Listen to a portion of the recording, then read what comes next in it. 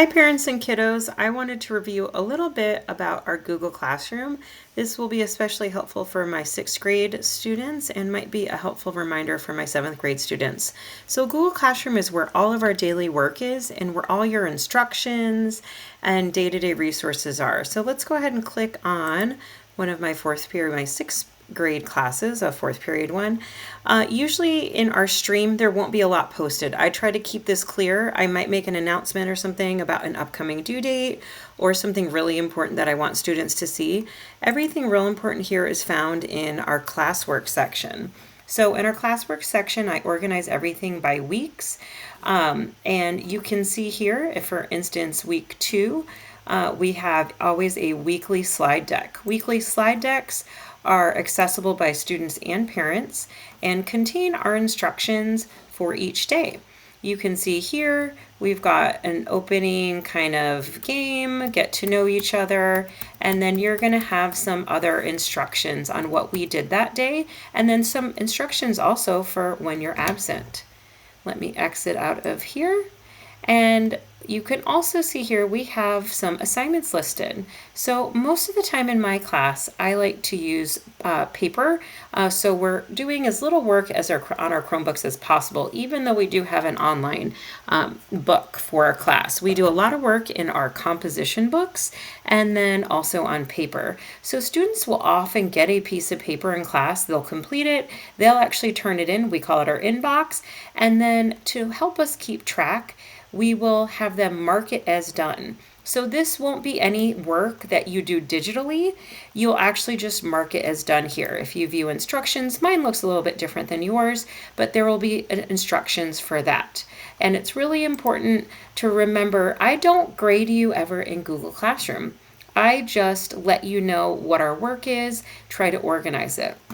Oftentimes, I will even try to post a digital copy for students that might be absent and might want to try to do something from home or a vacation.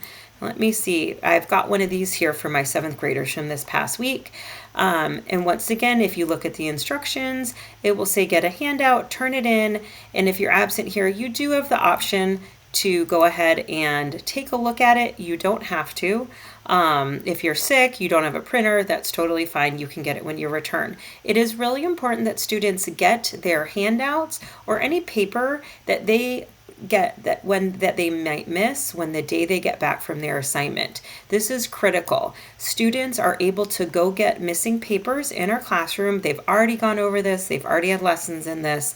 All of our handouts are there and available for them, but it is up to them to do that. I will not prompt them to do that, nor will I remind them. I just don't have enough time in a class period to get to all of my absent kiddos, as we've got so many kids this year. So those are just couple quick reminders. You'll also notice in our classwork section, I need to post this for my 6th grade classes, but I will always have a teacher copy of our notebook.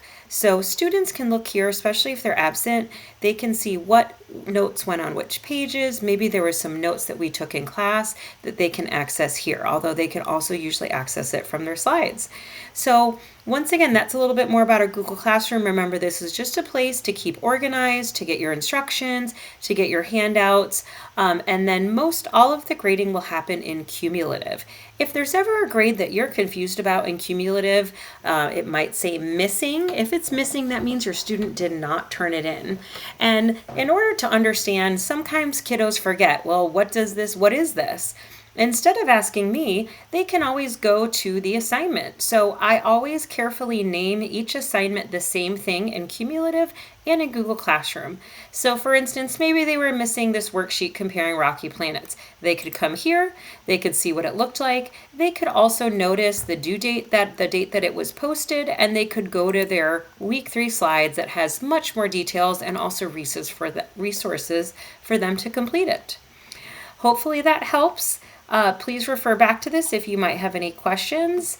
And remember, it's always important. I would recommend checking in with your student really once a week.